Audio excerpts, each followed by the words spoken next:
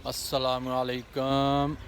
और सब भाई खैरियत से हैं? माशाल्लाह जी, मेरी दिल से दुआ है कि सब भाई खैरियत से हों। अल्लाह तंदुरुस्ती दे, सेहत दे और पंजे वक्त नमाज पढ़ने की तौफीक अता फरमाए।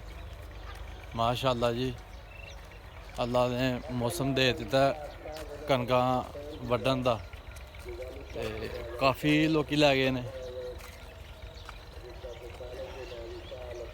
माशाल्लाह यह देखो जू भी खाली हो गई है।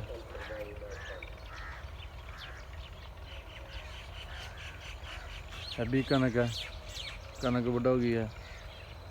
साइड से भी कनक वड्ढो गई दी है। माशाल्लाह जी, अल्लाह ने मौसम दे दिता। ए भाई होरी नहीं कनक वड्ढदे पे, इन्होंने पड़ोला फराना है।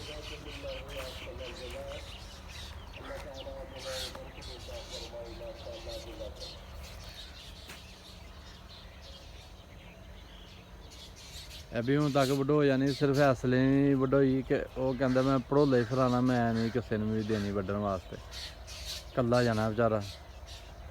चलो वही मर्जी है। और तुसी सुनाओ, सब खैर खैरियत? माशाल्लाह जी, सुनसान सड़क सवेरे सवेरे।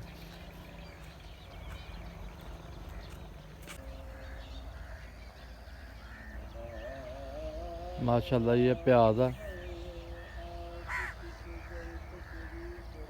इतना नहीं है।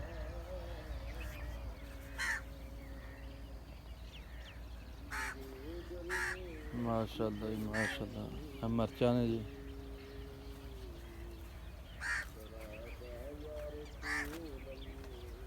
एक कद्दू शरीफ देखने कि कद्दू शरीफ पेदा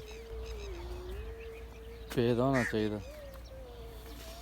माशाल्लाह माशाल्लाह,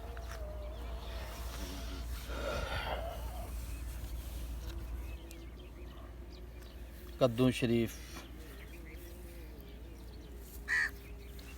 हाँ जी माशाल्लाह, यह देखो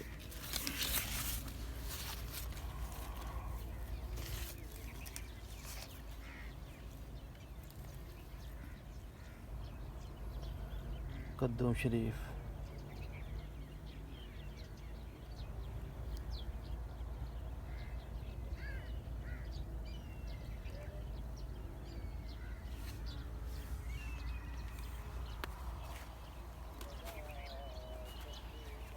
माशाल्लाह जी, भट्ठे भी भेजदे ने।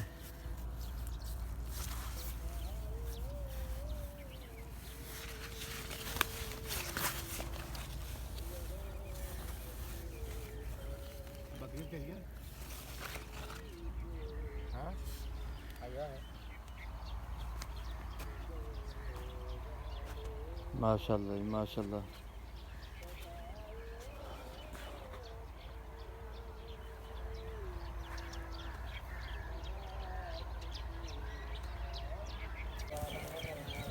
लो जी माशाल्लाह, जानवर खुले छड्डे ने थोड़ा जिहा।